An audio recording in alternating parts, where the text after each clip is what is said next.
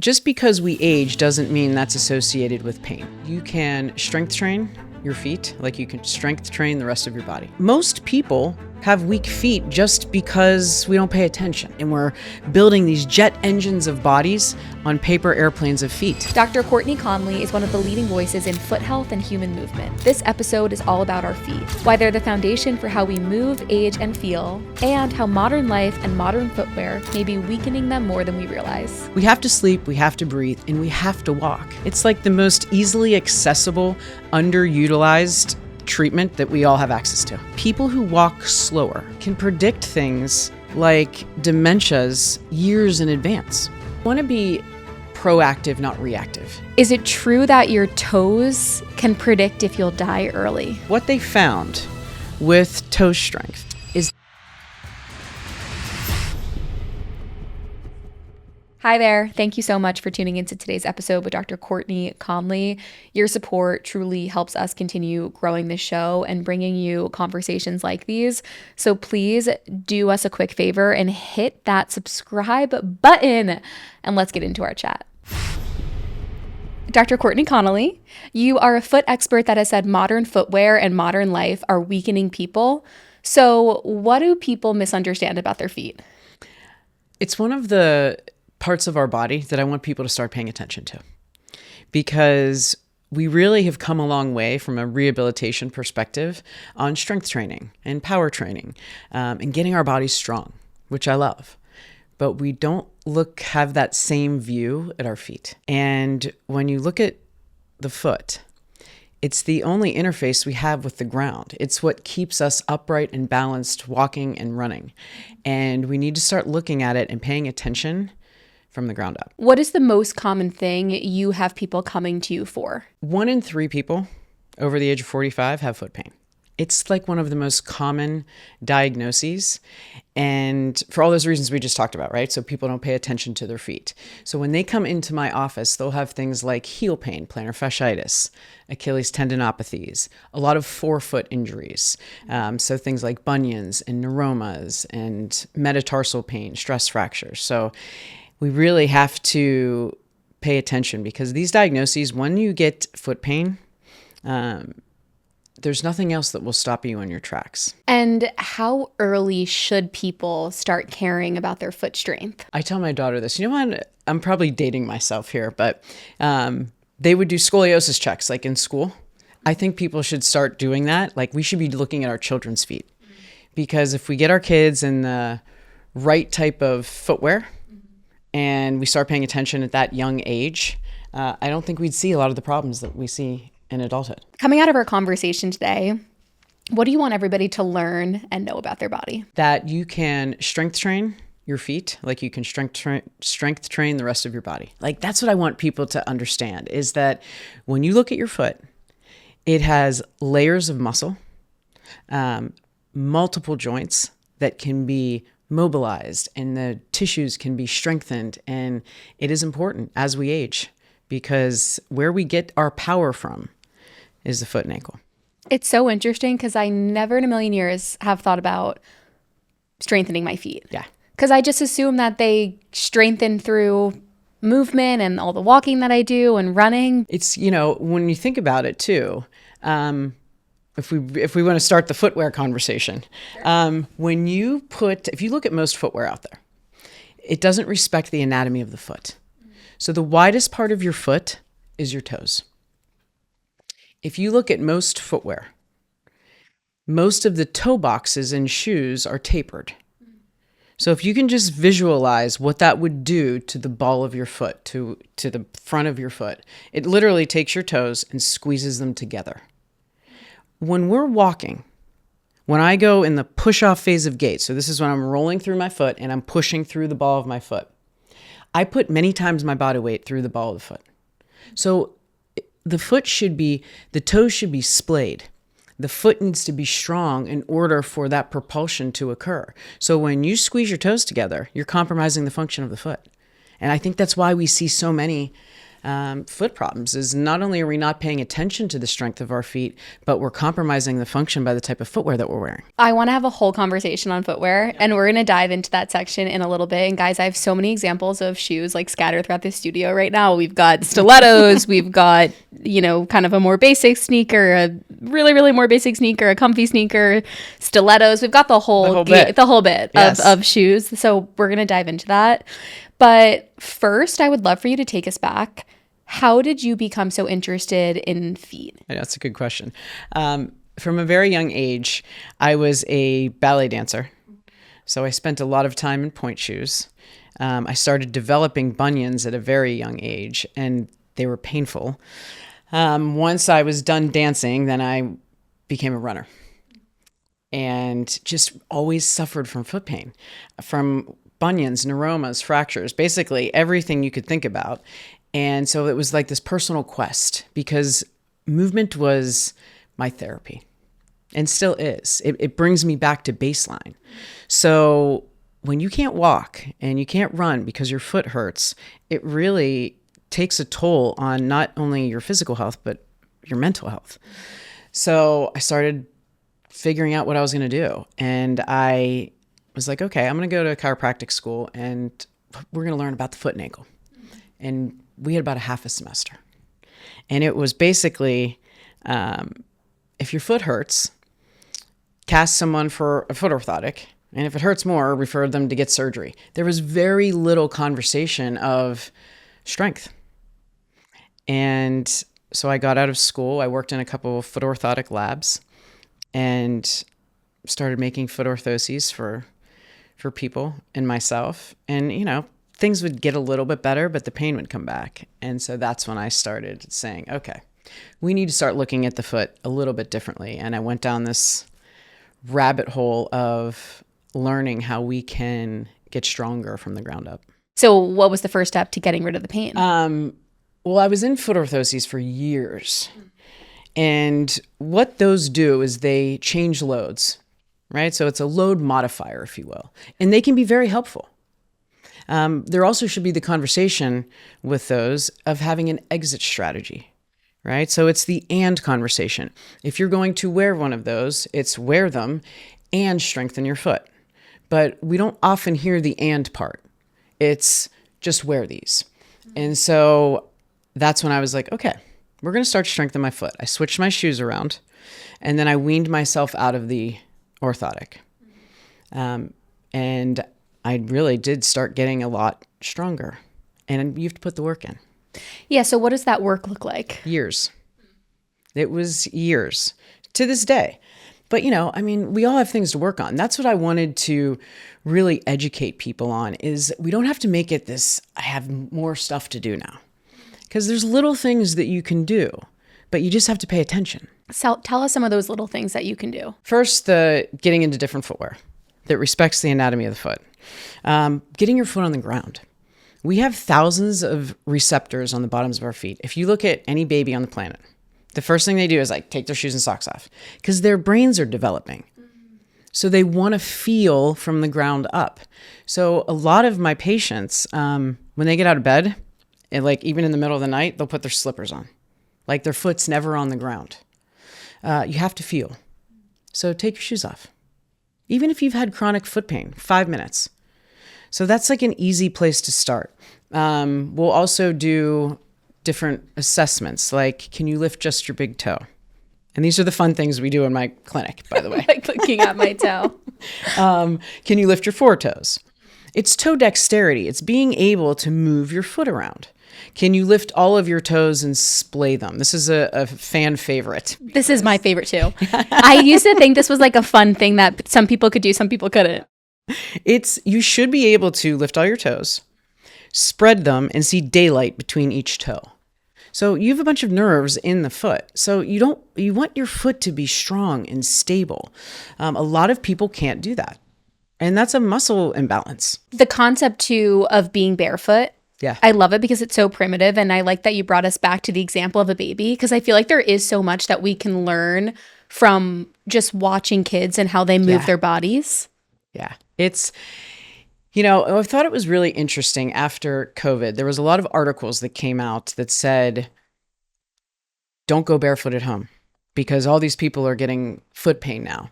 And I'm like, they're having the wrong conversation. When you go from 0 to 100, you're going to see problems. So most people have weak feet just because we don't pay attention.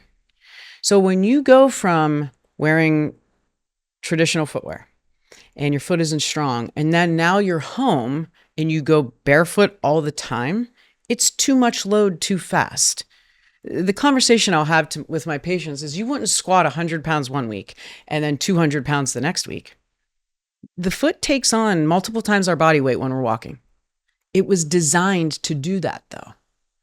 But if you go too fast, you run into problems. So if there's somebody listening today that has chronic foot pain or is having some of the, pain that you experienced through being a dancer and then a runner and, really they have foot pain that just isn't going away, what can they start tomorrow and what does the proper build look like? So those first things that we talked about is like step one, but there's a lot more that can be done. So I'll usually progress my patients from those types of exercises and drills, standing leg balance, barefoot, into banded exercises. So like you would do a bicep curl with a band, if you will. We'll do those with your toes. Then we progress them into heavier loads, things like sled pushes, farmer's carries. Whenever my patients are in the gym and they're strength training, they are in either a minimal shoe or barefoot. That's an exercise for your feet, is lifting heavy things and allowing your foot to feel the ground. So there's a progression there. Things like calf raises, amazing. I think everybody on the planet should be doing some type of calf raise. Standing, seated, you have to train the plantar flexors, especially if you're a runner. That's the powerhouse of the lower leg. And so I'm somebody that has always had knee issues. I've torn my ACL twice. The second time I tore it, I never got surgery. And the biggest thing that I learned about my body through going through those two traumatic injuries and going through the rehab was that certain muscles and ligaments and joints compensate to protect that knee and help stabilize it. So the biggest thing for me, and I know this isn't the foot, but I feel like it can relate, is now that I don't have an ACL, I can't sprint anymore because when I sprint, my hamstring pulls. Yeah. And it's my body's way of compensating and protecting that lateral movement and the instability in my knee. But I'm curious, when it comes to chronic foot pain, do people need to get a full body assessment? Yeah, I'll tell my patients, it's never just a foot problem. You have to assess the entire body. Someone with knee pain, you have to, when you're walking, for example, when the heel hits the ground, it initiates pronation.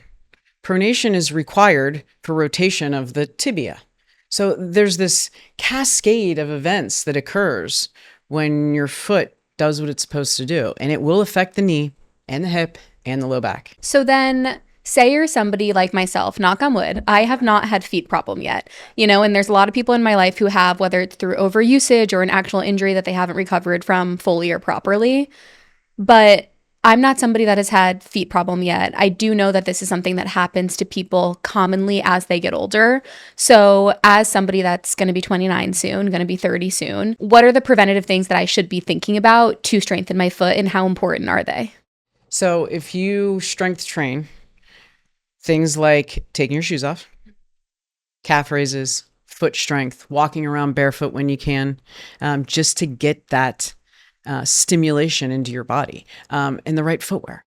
So it's the same protocol as somebody that has chronic pain. And you want to be proactive, not reactive. Like what I'm hoping with this work, when you go into a grocery store and you go to the foot care section, all of the things that are being sold are for symptoms, right? It's like, buy this for your heel pain. Here's a heel cushion. Here's pads for your toes. Instead of having the conversation of what can I do to not have to need those things, and that is strength, mobility, making sure that, I think the big toe is the most important joint in the body, but I'm biased. But when some of the statements in this podcast so far are the most iconic. I'm obsessed with you. That was iconic. Tell us why. Your big toe, when you're walking, needs about 40, 45 degrees of range of motion. Okay. When you're sprinting, those numbers go up to 60, 65. when someone's big toe starts to decrease range of motion, so they can't hit 40, 45 degrees, you start to see compensations up the entire chain. So they might spin their foot out when they walk. They won't be able to roll through the foot. One of the biggest ones is that compromises hip extension, for example. So back pain, hip pain. So when you decrease range of motion at your toe, and for someone who is listening to this who has pain there, they will tell you it is literally every step. So you don't want to get to that point. So being able to, mobilize, you would stretch your calves, you can mobilize your big toe. I'll have patients take a golf ball, that size, and they'd have their foot on the ground and they'd put the ball just underneath their big toe. And you can just hold that there and it'll stretch the bottom of the foot. You can kind of press the big toe into the ball and then try to lift it off. So you're almost doing like contractions at that end range of the joint. But those things are really important. Isn't the pinky toe really important too for balance? Yeah, it's not just to get broken on furniture. Right. When you look at most people's pinky toes too, they curl under their foot. Like the fourth and fifth toes curl under. And that's footwear. If you look at shoes, right, they'll be tapered on the outside. That's a muscle imbalance. So there's a muscle that actually extends the toes. So that exercise we talked about, the lifting the toes, spreading them and reaching them, that's a great drill to do if those toes curl under. You need stability on the outside of the foot. We talk about the arches of the foot. Everybody gets excited about the medial arch, but there's one on the outside too. And that foot has to be stable in all those different planes. Why do people get excited about the medial arch? Because they think it drops as they age, right? Flat feet. And that's, when your foot gets weak, you're going to see changes to your foot. But the conversation of all flat feet are bad is not true. It's how does the foot function? But we've grown accustomed to if you see someone with a flat foot, the response is they have to get into some type of foot orthotic, and they need a shoe that has a lot of support. And I really want to challenge that thinking because flat feet can be strong feet. So it's how the foot functions, not necessarily how it looks. I've seen some very strong flat feet. How common is it to have a flat foot? I see a lot of them because they come into my office. A flat foot that's weak is a different conversation because they don't have the capacity to handle the loads that are required when we're walking. So they come in with a lot of issues, heel pain, a lot of tendon diagnoses. And so that's what we work on, is getting their foot stronger. So people with flat feet, it is something that they have to kind of think about throughout their life. I mean, if it's causing symptoms, yes. But, when you have a foot, it has to change shape. So if someone has a flat foot, and you were to stand and rotate your body, so you'd be standing and rotate your hips, you should see the arch of the foot increase because the rotation of the hips affects the foot. So if you can't get your foot to change shape, that's always a signal for me that, we want to take a look at this. Why can't the arch drop? And why can't it lift? How did studying to become a chiropractor help you when it came to now specializing in feet? I mean, I've always loved movement. So it was, in the school that I went to was very movement based. And I really liked that. I wish we did have more education in school. A lot of my education with this was post-grad. Because I think we just haven't really. There's something I think people get scared about with the foot. It's complex, but there's a lot that can be done. And so, yeah, I think learning about movement in general was kind of my driver there. Why do so many people assume pain is a normal part of aging, especially when it comes to the foot? That's such a good question. I don't know, because it shouldn't be. Just because we age doesn't mean that's associated with pain. We can age well. I feel better I'm going to be 50 this year. I'm shocked. You don't look 50. Well, thank you. That's crazy to me. But I feel better now than I did in my 20s because my training has completely changed. I was like cardio queen, triathlons was my thing. And I didn't strength train. And I had back pain and neck pain. You know, I'm on my trainer, my bike for like hours. And when I turned 40, I was like, I have some Achilles issues going on. And I have some things are starting to pop up again.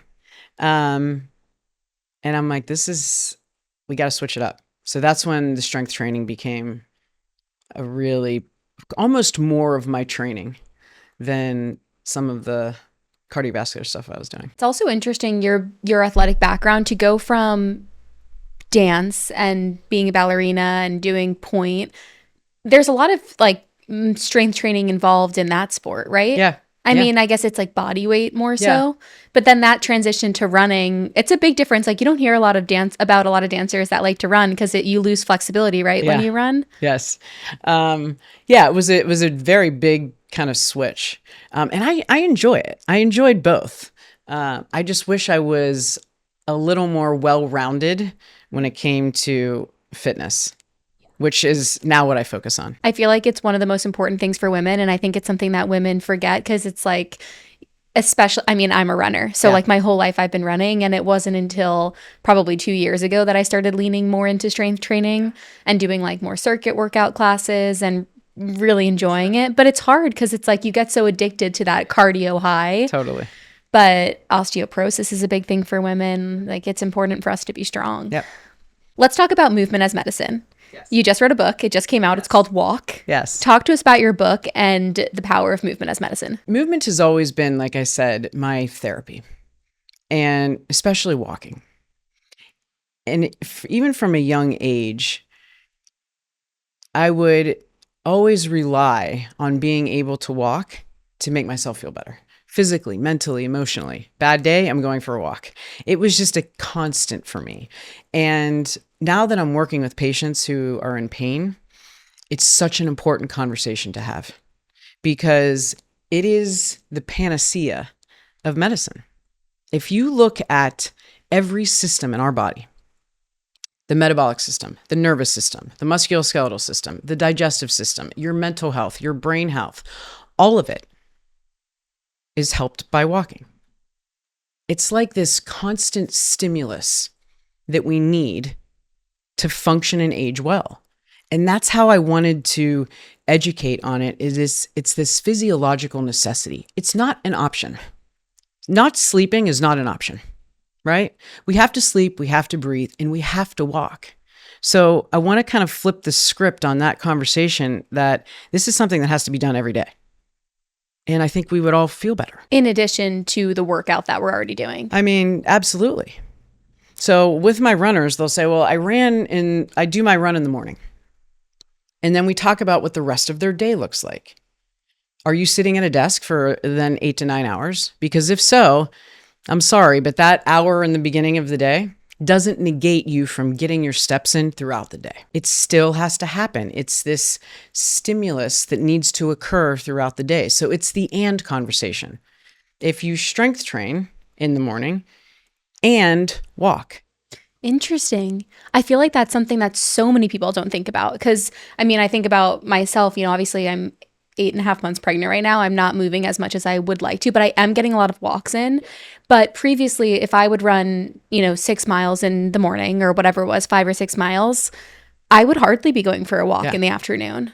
Think about it from, this is how I explain this to people. After you eat, one of the best times to go for a walk is after you eat. And the reason for that is because when we eat, we have a spike in our glucose.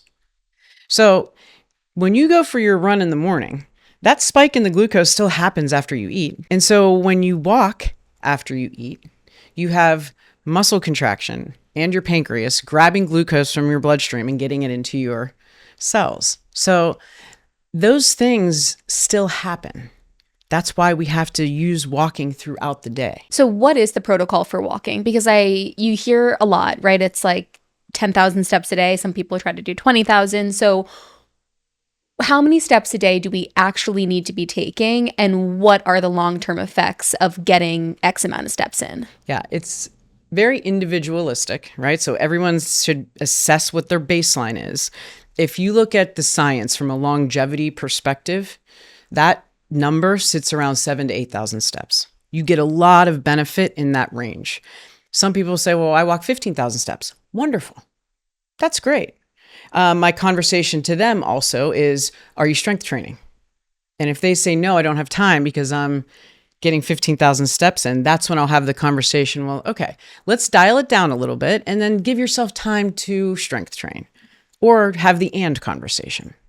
But for someone who doesn't get a lot of steps in, like let's say you're at 2,500, increasing your step count by 500 steps, which is a 5-minute walk, decreases all-cause mortality by 7%. Like these numbers are really, when I was researching for this book, 3,800 steps a day decreases your risks of dementia by 25%. 3,800 steps. So you see a lot of magical things happen when we get just a little more active in that range. Some of the other ones that I really like is the depression, the mental health, walking it should be on every doctor's prescription pad for mental health disorders. But at 5,000 steps, you reduce your symptoms of depression. And I think with me personally, that's always been, a go-to of mine, is that when I don't feel good, it's a non-negotiable for me. I am outside and I am like going for a walk. And I've never come back and said, wow, I feel worse. Ever. No, I completely agree. Yeah. And for me, it's always been go for a run. And now I'm at the stage of life, obviously being slowed down with pregnancy, that it has been going for a walk, but it really is so important. And we just had a doctor on, a sports medicine doctor from the hospital for special surgery, and his name's Jordan Metzel, and he talks all about the power of movement, same as you, in terms of longevity. And he's like, there's so many different things out there with biohacking, there's from red light therapy to sitting in hyperbolic chambers to doing all this expensive stuff, when the simplest things you can do to increase your longevity is move, and they're free. Yes. It's like the most easily accessible, underutilized treatment that we all have access to. Just walking out your front door. What were some of the other stats that you uncovered in your book that you were floored by? Gait speed, walking speed.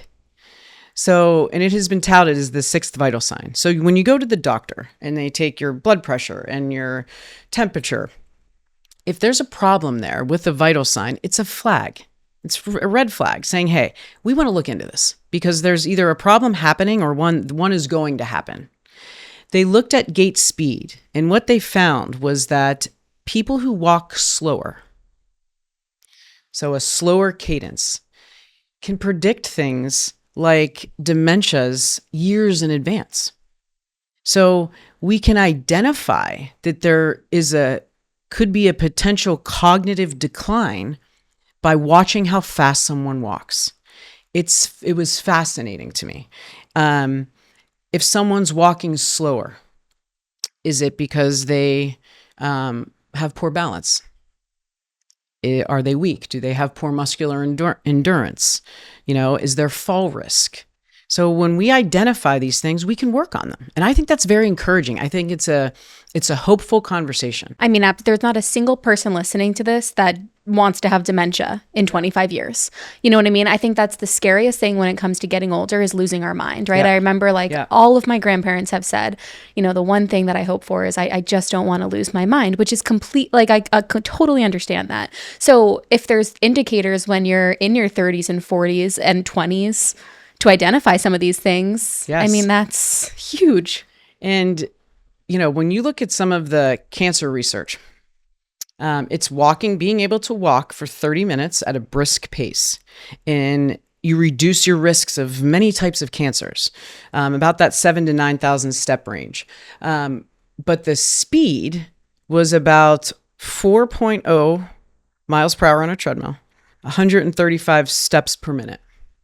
So I'll tell my patients, I want you to go do this. It's not as easy as it sounds. It's a fast clip. And in order to walk for 30 minutes at a faster pace like that, you have to have good cardiovascular health. You have to be strong from the ground up. What do you think allows you to push through that speed. It's your foot and ankle. That's why it was like such a beautiful thing to be able to write this book and then kind of marry my passion for foot and ankle health, because it's like you can't do some of these things when your foot and ankle can't produce power. Yeah, they go hand in hand. They go hand in hand. And a 4.0, like that is, I mean, as a frequent treadmill person right now, Yeah. if 4.0 is fast. Like when I turn the treadmill on for I try to run a 5K every day. That's been like my goal throughout pregnancy. And I am very impressed that at 34 weeks, I'm That's still, awesome. it literally, thank you. Like sometimes I go on the treadmill and I'm like, I deserve a congratulations for Yes, doing this you right now, do. because this baby is heavy. Yes. You know, and I turned the treadmill on and I start at a 5, and then I gradually go to like 5.2, and then I try to end around like a 6.2. But anyways, walking, just if you're familiar with treadmills and the numbers, like 4.0 is fast. And there's a big fitness trend right now. It's called the 12-3-30 on the treadmill. Have you heard of it? No. Okay, so it's basically it's a really good workout. Yeah. It's basically you put the incline to a 12. Okay. You do it for 30 minutes and you put the speed at a 3. But maybe we should be putting the speed at a 4. I mean, I think that's, if you're at a 12% incline with the 3, I mean, that's a good workout. Yeah. People like swear by it. Yeah. And if you wanted to increase the speed, you will notice very quickly where you get that from. And you'll feel your foot and calf for sure. I feel like the calf is the biggest thing, especially like if you're somebody that's new to running even, or like new to getting a lot of steps in. The first place you notice the soreness is in your calf. Like when people go on vacation and their step count doubles, you will hear them say often the next day, my foot's sore, my calves are sore. And it just should tell you, hey, pay attention to me. Is it true that your toes can predict if you'll die early? When you look at toe strength, there's really fascinating research. Karen Mickle did a bunch of it. They also compared it to grip strength, because grip strength can be an indicator, right, of your longevity, your capacity. And what they found with toe strength is it's a predictor of falls. It increases your risk of falls. So if you were to stand up and stand straight and lean forward, what's stopping you from falling is your toes. So falls, a lot of falls, the majority can occur at the initiation of gait. So if I was going to start walking towards you. So the strength of the toes decelerate our body. So as we age, sarcopenia, we know that's a thing, loss of muscle mass. We have to think about the foot too, because that also occurs at the foot. Wow. So when you lose strength at your feet, your risk of falls goes up. And we know what happens when we fall. And that's the biggest thing you hear about with older people. And the stats are not good. All right? You know what happens when you have a hip fracture. People's lives are changed. So we have to really pay attention to that. It's one of the biggest things I work on with my patients is toe strength, because I don't want them falling. And unfortunately, what we've done is if someone does have weak feet, for example, I was having this conversation with my dad. He was like, when I'm walking, I feel like I can't push through my foot. So had I not been his daughter, he goes to a shoe store, right? And then he gets a shoe that basically looks like a boat, right? And it's facilitating his gait. So he puts that shoe on and he says, wow, I can roll through my foot now, right? Because it has a little toe spring on it. That's not the conversation I want having with my father, because if you don't use it, Dad, you're going to lose it. So even though he puts this shoe on and he says, wow, I can push through my foot, the shoe is helping him. So again, if that's the kind of shoe he wants to wear and you're strengthening your foot, we're not going to ignore the fact of why you can't do it in the first place.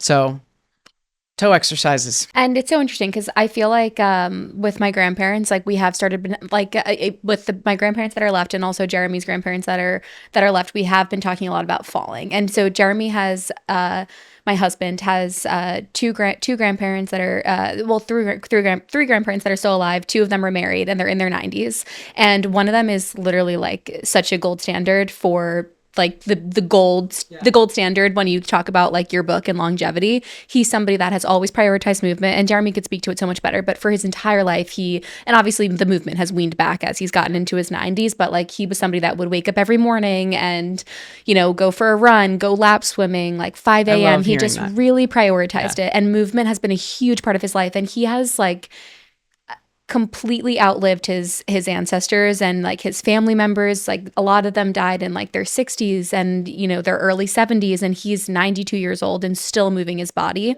But we have started having these conversations about falling. So I'm curious, why do we fall as we get older? Well, I mean, there's multiple reasons.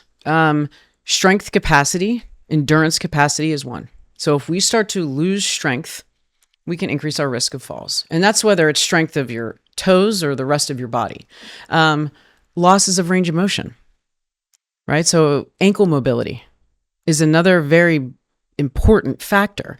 When you walk up and down a stair or you sit into a chair, that requires joint mobility. So if we're not paying attention to those things, our body can't respond. The other conversation I like to have is we lose power. We lose power faster than we lose strength. And so we need to be paying attention to those things and training for them. And I don't think it's never too late to start. So, I mean, these are the conversations I have with my father, who's 80, my mom, 76, you know, like we need to be having these conversations. Yeah, and I loved your example of saying, you know, in your 20s and 30s, you were doing a lot of cardio and triathlons and running, and then you moved into strength training in your 40s and you've never felt better. Like that's a great example, because there's so many people listening to this today that are in their 20s and 30s and going into their 40s, and maybe they are now inspired to take on strength training. Yeah, my mom had suffered from chronic low back pain, and it got worse as she got older. And now she is in the gym, strength training 2 to 3 times a week. She's walking every day, and it's changed, you know, it changed her life. But she wasn't strength training for a long time. But, you know, it's so good to see. It's so good to see. Yeah, I mean, there's nothing better than seeing somebody like also, like, I mean, when we talked about Jeremy's grandpa in his 90s, like to be able to see somebody in their 90s that can walk a couple blocks around the block, that's amazing. I mean, when people ask that question, like, what do you want the last decade of your life to look like? There's not anybody on this planet that would say, I don't want to walk. Everybody. That is the one thing that will be on every single person's list, is that I want to be able to walk. I want to be able to walk with my grandkids. I want to be able to walk with my friends. We don't realize the importance of that, because if you reverse that statement and say, well, what if you couldn't walk? Think about it. It's panic. It's a prisoner in your body. So that's why this conversation is so important, because we can do it right now. What do you want people, especially women, to stop thinking about so much when it comes to fitness and start thinking more about? There's so much out there, especially like I'm going through perimenopause. So it's like, every time you turn around, it's like, we got to do this, and you have to eat X amount of protein, and we got to do all these things. And you do. I mean, there's things that you need to do, but we complicate it. We just make things hard. Like the power of a walk has been a saving grace for me throughout my entire life, and especially now. You know, with my daughter, you know, she's 15, so that's a whole nother thing. And being able to even go on walks with her is so nice. It's so nice. We actually just had Dr. Mary Claire Haver on, who specializes in perimenopause and menopause. And it was a fascinating conversation, and I'm excited and that perimenopause is getting the moment that it deserves, that it hasn't had, because I feel like it's been so under talked about. I don't know if you watch Your Friends and Neighbors, but they're currently showing perimenopause in it with one of the main actresses or the main characters. And I'm like, okay, that's kind of nice. Yeah. Because for so long it's been like, oh, all of a sudden you're in menopause. And well, there's so much that happens before it. It's so good to see all the resources that people have. You know, and that's why I think the easier conversation, so it doesn't become overwhelming, because then it just paralyzes people when there's just too much stuff.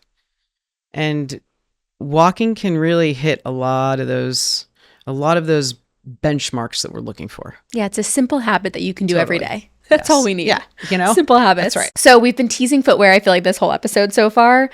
So first of all, when did you realize modern shoes were hurting people? Because I've had foot pain for the majority of my life when I was younger, I didn't connect the dots.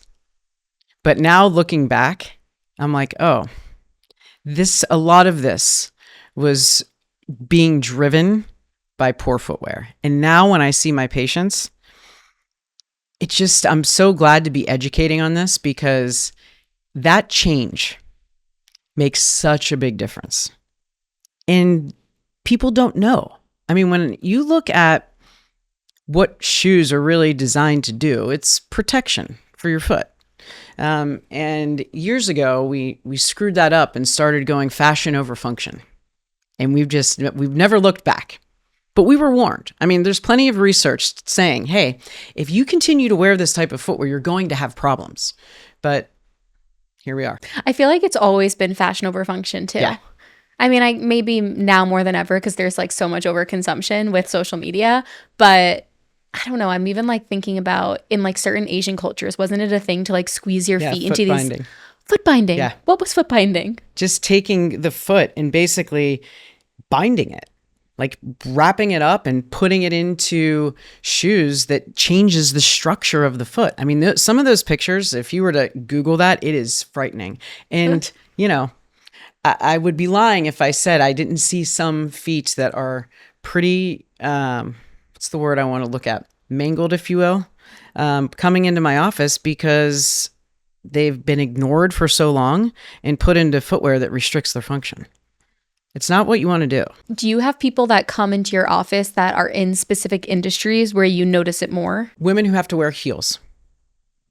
In the book, we have a story from a flight attendant.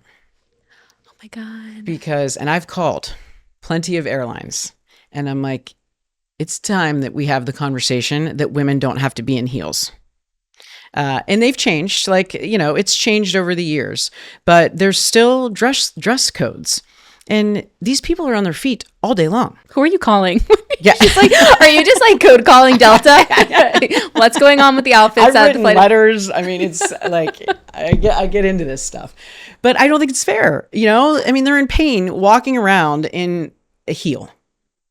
So and I get it, like, I'm not going to win the conversation of everybody needs to wear functional and minimal footwear all the time. I'm not going to win that conversation. It's not an always or never conversation. But what I do want to educate people on is sometimes if you have to wear a heel to go to dinner, or you have to wear a certain type of dress code when you get home or for the rest of your day, wear better footwear.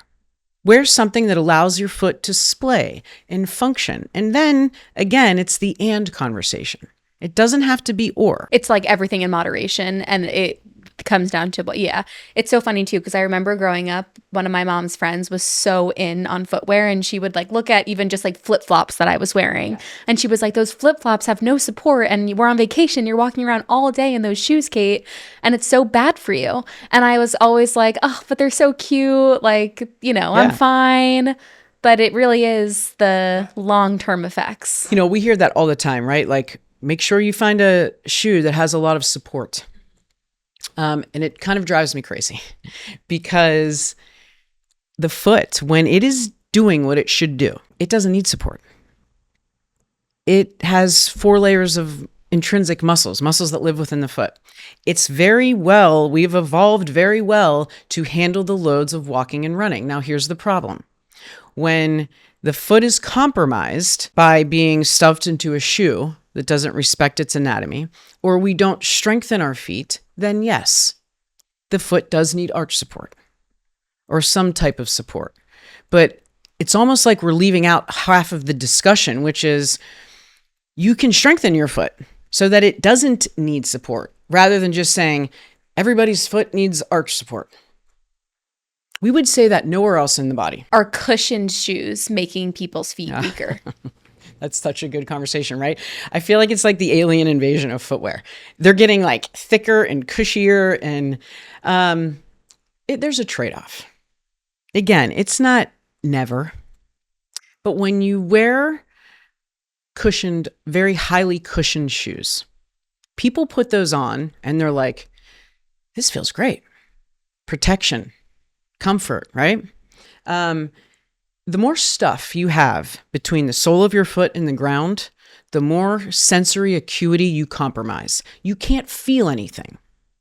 So when we have the discussion of fall risk, does that make sense? You don't want to have a foot that can't feel. You don't want to take away someone's sensory inputs with a lot of cushion. So you have to really figure out, why am I wearing all of this cushion? I always say to people, the least amount of cushion necessary to complete the task. So if you're someone who's walking around New York City all the time, wearing a minimal shoe, which is a thin, inflexible sole, might be uncomfortable for you because you're walking on concrete. And in which case, you can still wear a shoe that allows for toe splay, wide toe box, low heel to toe drop, and just enough cushion to get yourself comfortable. But that doesn't mean you need, tons of millimeters of cushion underneath your foot. It's like you have to find the right balance for you. Yes. Because I do have to say, when it comes to walking around in the city, and when Jeremy and I first moved to the Upper West Side, we still are getting a lot of steps in, but when we first moved here, we were like, this is great. We're near so many parks. Like, we're walking in Central Park every day, and Jeremy and I were like looking at our step count, and we were getting like 15,000, 17,000 steps a day. It was crazy. Yeah. And we still are. Okay. We still are trying. But I remember I was like, I need to put on a shoe that's a little bit more cushioned because my feet literally hurt at the end of the day.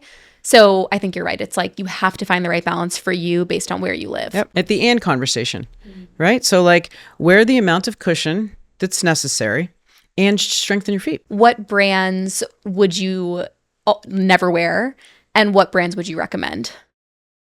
We'll start with the ones I'd recommend because there's few of them. I wish there were more. There is a difference between a wide shoe and a wide toe box. So a lot of the companies will say, I make a wide shoe, but the toes are still tapered. That doesn't work for me.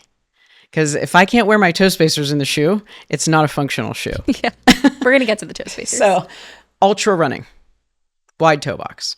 Topo Athletic. Notice is a new company that has wide toe box, but they have varying stack heights on the shoe. So that can be really nice for people who want to have more cushion underneath their foot. Shoes that I won't wear, you won't see me in a Nike. Converse. Anything that really, the majority of shoes, traditional footwear, I'm not going to be wearing. That is so interesting because I feel like Nike prides themselves so much on the manufacturing of their shoe. Well, did you see their toddler shoe? No. They designed a baby shoe, and the marketing was wonderful. It was like, we really want to help your child's foot develop. So in the campaign, it was wide toe box, flexible, right? And I'm like, oh my gosh, this is perfect. So why are they changing it as we get older? Like, make the same kind of shoe for adults. And I thought that we'd see that, but we're not quite there yet. Nike, take notes. Yeah. My daughter, she's 15, right? So she's like, you make me wear these platypus shoes, and I'm like, I get it. So she has her pair of Nikes. But when she has to make the decision, if we're going on a walk, if she's going to be like going to do something, she makes the right choice simply because wearing the Ultra that she wears makes her foot feel better. And once you start putting your foot into footwear where your toes can actually expand, my patients will come to me and they'll be like, I can't wear my other shoes anymore. So they'll tell me, they're like, it just feels too tight. If you look at diagnoses like bunions or neuromas, and you were to Google what type of footwear should I wear, it will say, get a wide shoe, get a wide toe box shoe. And so again, my response to that is, why wait till you have a bunion or a neuroma? Just wear the right footwear to begin with. Okay, I have a question. So when you go to certain run stores, and I actually am even going to do this at HSS with Jordan Metzel, you can get on a treadmill Yeah. and they kind of analyze your stride and they see whether you pronate or I don't know what the other word would be. Supinate. Supinate. Yes. I think I pronate. That's why I know it. And then they pick out a shoe based on your stride. Yeah. How do you feel about those? Okay. There are a lot of things there. Yeah. Okay. First, when my patients say to me, I'm a pronator, right? I usually say, congratulations. You should be. We don't want to demonize pronation. It's a motion of the foot that we need. It's what allows for shock absorption. We just want to be able to control it. And what controls it is strength. So there's a lot of muscles in the calf and in the foot and the hip that help control rotation when the foot hits the ground. So it's not that we want to say this person's foot cannot pronate. We need arch recoil so that it can bounce back, so that it can stiffen up to propel us forward. So when these analyses are taking place, I just want people to be aware of how is your foot functioning. We don't want to block motions. And so with a lot of my patients, I'm teaching them how to find pronation. How do you find the lengthening of your foot? If you think about bicep curl, if I wanted to get a stronger bicep, I wouldn't start my range at a 90-degree angle, right? I would lengthen my arm first and then lift. It's the same concept at the foot. The foot has to lengthen. The muscles have to lengthen so that they can engage and stiffen to propel us forward. So there's really cool research looking at the importance of muscular capacity and endurance and strength and power at the foot. So are there shoes that technically work for everyone? Like when you do one of those tests and you're on the treadmill and they're like, okay, you should definitely wear this version of Asics or you should wear this New Balance 1080, whatever it may be. How accurate is that? So Ben O'Nig has done a lot of research in this world. And if you were to ask or look at some of this research on what is the best shoe, the end of the day, it's what's comfortable. What's comfortable for you? And that's where my argument is, put a shoe on that actually allows for the foot to splay a little bit, and then put a shoe on that doesn't allow that splay. Most people are going to be like, wow, this one is more comfortable. But there's just not a lot of options out there. Okay, wait. So go through the list of brands that we should be looking so Ultra into. Running. Ultra Running. Topo Athletic. Okay. Notice. These brands respect the anatomy of the foot. They have the wide toe box. And so within the brands, they have different models, right? So you would want to, see where you fit. The other thing people can do is like take out the factory insert of the shoe. Let's bring up an example. Okay. Okay. So this is the shoe that I've been wearing. Okay. I'll always take the factory insert out of the shoe and I'll look at the wear pattern. So you can usually see how their foot is moving. I have a little ink pad in my office that I'll do it on too. But with a lot of people, often you won't see any wear underneath the ball of the big toe. And so that will tell me we need to work on getting them to use their big toe better. So what are you noticing with my... It's pretty good. Oh, really? Yeah. Okay. So you want to have, when we walking is different than running gait. So when I walk, I want to be grazing the heel. That's what initiates pronation. That's what initiates the unlocking of the foot.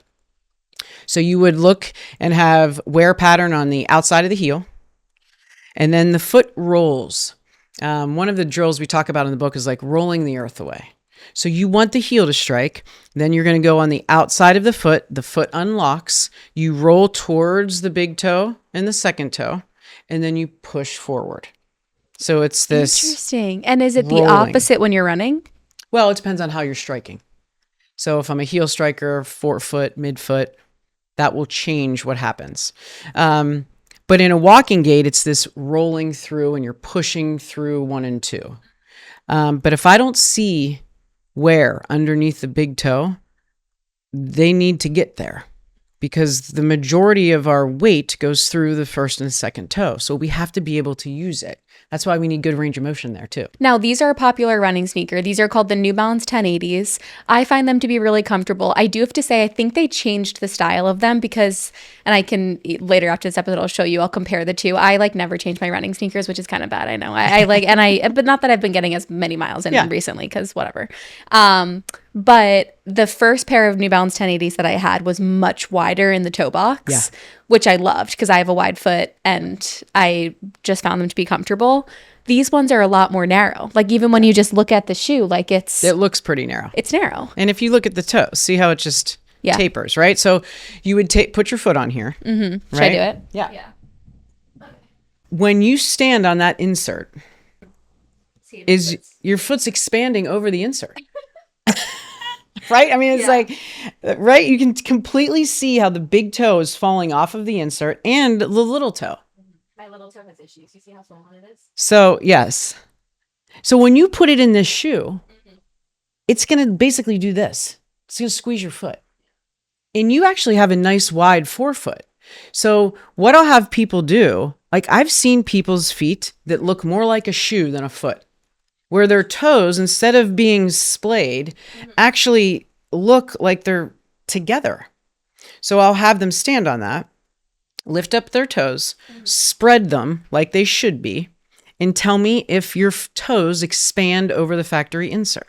And that's the biggest thing you should be looking for. I mean, it's like the lowest hanging fruit. I knew when I got them, I was like, they're so much less wide. And it's annoying when brands update their models because you just never know. But these companies, right, like they'll make the upper of the shoe out of mesh so that when you put your foot in there, they're allowing the foot to expand a little bit. So the ones that, are really difficult are when they'll have like a seam right over the ball of the big toe or over the pinky toe. And that shoe's not expanding. So, I mean, if you're going to wear a shoe that has a narrow toe box, which I would not recommend, just make sure the material can expand. You'd be surprised how many people wear the wrong size shoe. Oh, mean. Okay, crazy. I have been wearing the wrong size shoe for years. I've always thought I was a size 9. My wedding came around, I had to start buying heels, and I wore this one pair of heels for my bridal shower that was a size 9, and I was like, they're so uncomfortable. And my mom's a size 9, and she put them on. They're like, they're so comfortable. What do you mean? I found out I'm a size 10 and a half. Yeah. Yes. Like, that's insane. I hear it all the time. When you look at the statistics on that, it's crazy, especially with children, because they can't tell us, hey, Mom, my toes are squished in the front of the shoe. So their feet need to be checked like every 3 months. Adults' our feet change size. Yeah, especially when you're pregnant. Yes. I think I'm a size 11 now. So you have to wear footwear that is the right size. You have to. It's a non-negotiable. Mm-hmm. So that Brannick device, that like silver. Yep. So you can measure from the heel to the toe, but also the width. And whatever number is bigger, that's one way to get your shoe size. There's ways you can just measure with your foot on the ground, and just with a pencil, right? But people should be doing that. People should be. And I feel like women mess it up the most because we want to fit in certain shoes.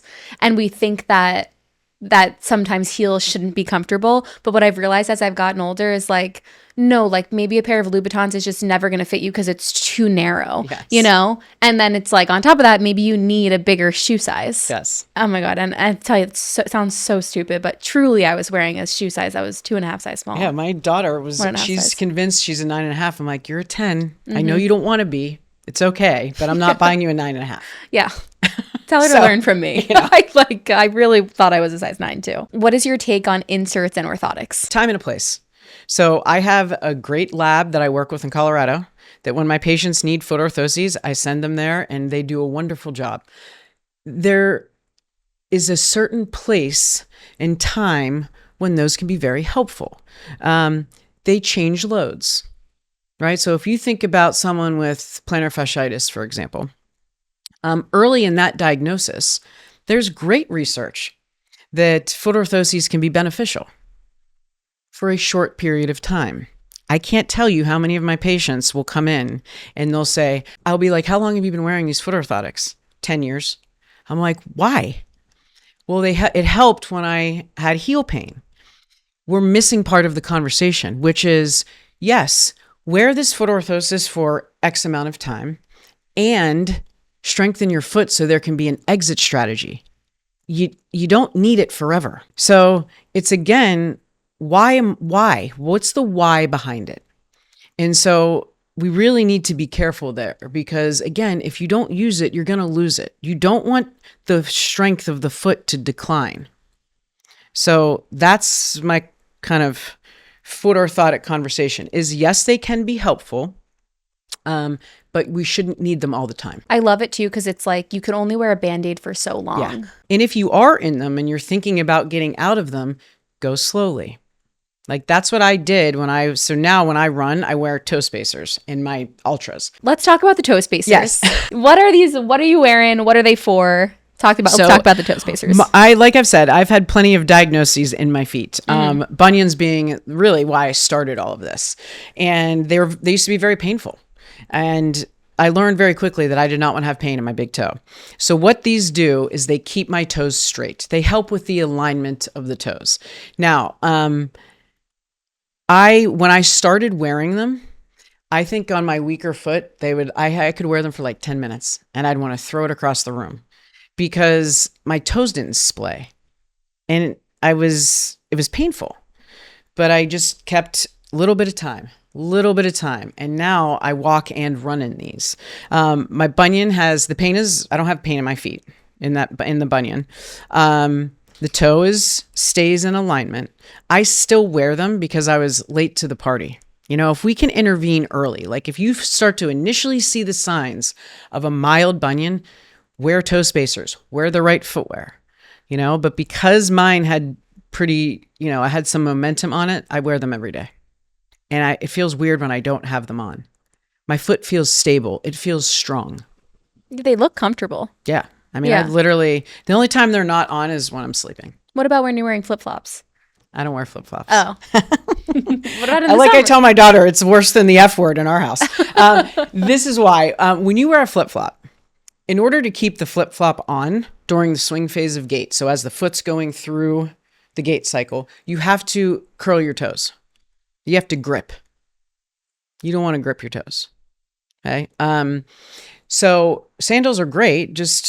I prefer ones that have a back strap on it so that you can just let your foot relax when you're walking rather than grip the flip-flop. Yeah. And I have this pair of shoes like right here. We can kind of show it. Show it as an example. So these are my favorite shoes for the summer. I love them. I have them in black and white. They're my little like splurge heels. And I just think they're so comfortable. I have a wide foot, whatever.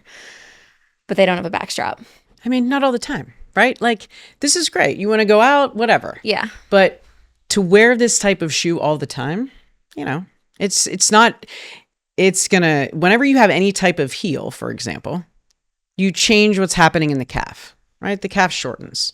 So like in the book, we're not saying don't ever wear high heels. We say, here's high heel rehab. So it's like, stretch your calves, do your toes splay after you wear something that's, so it's what to do, not telling people you can't ever do this. This is an example of a shoe that I feel like a lot of women would wear to the office in New York. Yeah. Traditionally, people would wear these shoes only at the office. They'd store them like under their desk, wear sneakers. And now I feel like more than ever, like women are walking to work in their high heels. Yeah. But what would you prefer women do that have to wear Bring heels them to work. Yeah.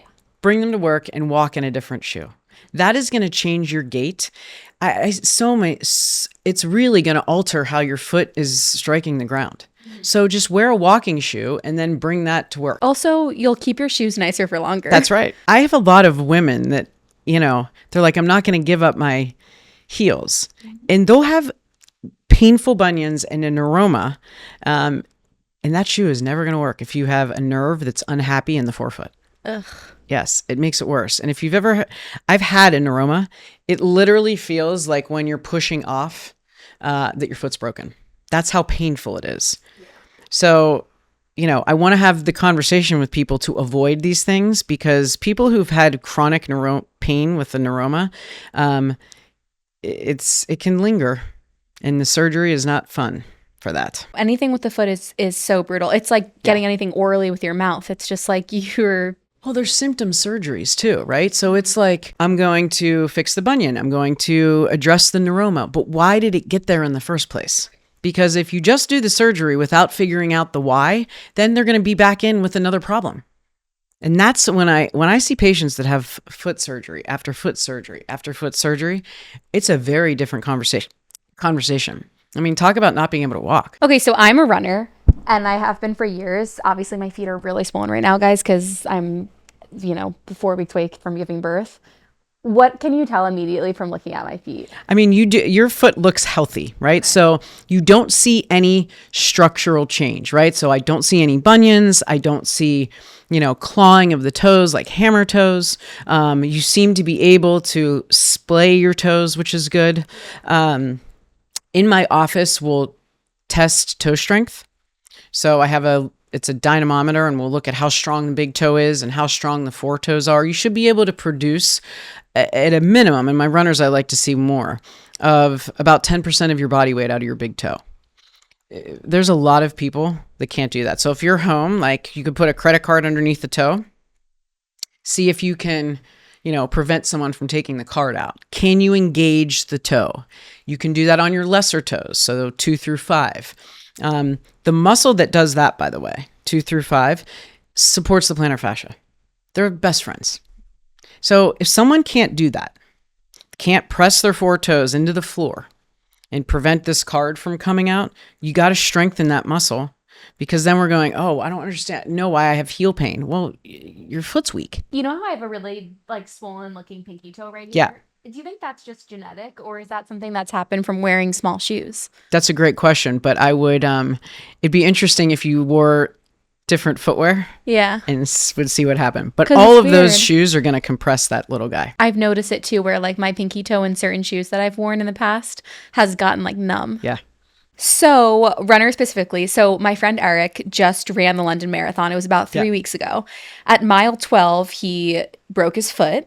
He continued running and still ran a sub-3 marathon. It was an acute break. He noted ligament damage as well. Middle of the foot still hurts, needs crutches to move around. It happened again 3 weeks ago. What realistically should his recovery timeline be? Was it a stress fracture? I think, I don't know, acute so break. more than likely, that's probably what that was. With stress fractures, you have to, again, figure out why it happened. You can also look at the different bones of the foot. So when we talk about a stress fracture, there's really 2 causes. One is compressive loading, right? And the other is tensile strain. So the foot can't handle the loads. It needs to be strengthened. So depending upon where the fracture was, if it's in the metatarsals. I think it was.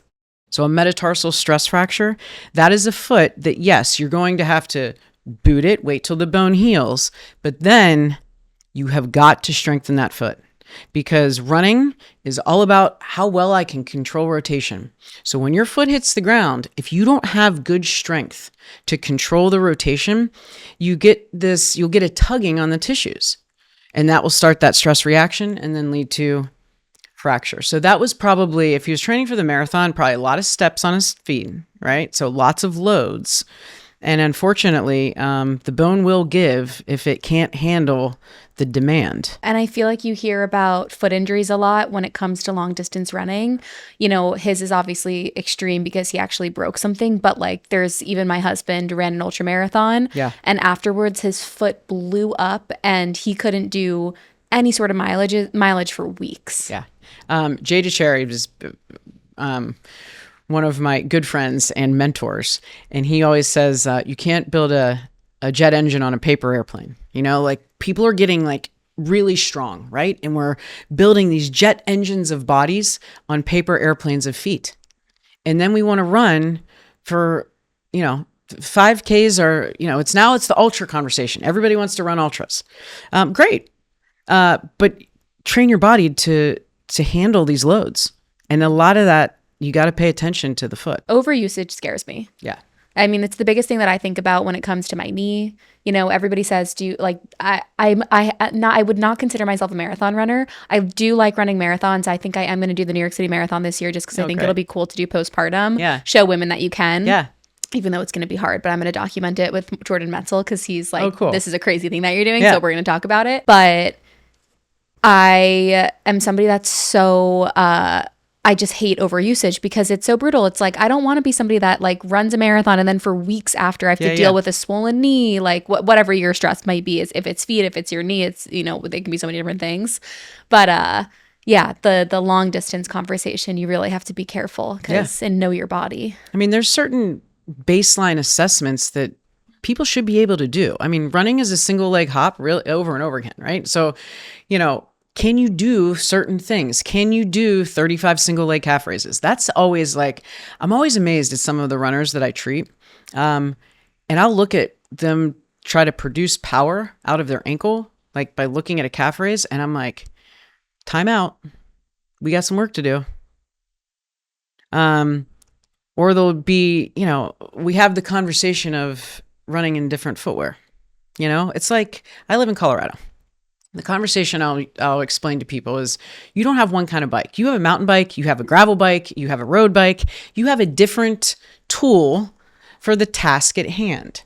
So that's kind of how I have the conversation with my runners is you can have your race day shoe, but you can't train, you know, you want to train in something that is a little harder, you know, like get my foot and my calf a workout. You know, like pay attention to those things. And I think then we really get the economy out of the footwear when we're putting a strong, resilient body into it. Wait, where in Colorado do you live? Evergreen. Okay, so Jeremy's older brother lives in Colorado Springs. Okay. He's like my buddy for the marathon. He's going to be running with me. You guys take movement to a whole nother level, especially running because you're running at an elevation always. Yeah. I moved to Evergreen. I'm at about 8,000 feet. And I'll tell you, when I first moved up there and would run up there, I was like, oh my gosh, this is no joke. But then you run here and it's like... Yes. I love coming to sea level. Do you run in Central Park while you're here at all? Or Yeah. Oh, I know. I'm going to be like... Alex and I have been starting to talk a lot about the marathon and he's like, it's going to be a breeze for him because he's doing ultras up mountains. Yeah. Colorado Springs has the incline, the Manitou incline too, which is, I'm sure he's like training on that too. It's a pretty popular, like 1 mile straight up. But yeah, it's a different animal for sure. Animal. Okay. So in terms of Eric, so can he do the Cape Town Marathon in 2 weeks? If that foot is still fractured, that would be a no. Can he do High Rocks in 3 weeks? His questions are so specific. You know, that bone has to heal or else you do not want to be chasing. If you don't give the tissue time to heal, then it's a much longer conversation of, well, can you do something in 6 months? I mean, bone needs to heal. And we also have to figure out why it happened, because if the foot is weak or there's some type of aberrant load that's occurring there, it's not just going to be the conversation of a fracture. It will be what other diagnosis is there going to be? You don't want to do that. So I would just take the time to let the tissue heal. And then I'm happy to give him some exercises to do. Yeah, let's give him exercises. But I completely agree. I really feel like it's so hard for runners and people that really prioritize movement to want to get back as quickly as they can. Yeah. And I really feel like ACL recovery taught me this. It's like when it comes to specific injuries, I mean, obviously that's a ligament injury, so it's a little different. It's like truly no person's recovery is faster than anybody else's. It's a 6-month thing. The graft has to heal. But it really is short-term pain, long-term gain. Yeah. You don't want to have a lingering injury. Yes. I mean, the conversation of pain, it's one of my favorite chapters in the book. It's difficult, right? It's very complex. Pain is so complicated. And especially for and I fall into this category, who use movement as therapy. You know, it's frightening when you're like, what if I can't do this? And it really makes things complicated. And there's a difference between someone who has an acute injury versus chronic pain.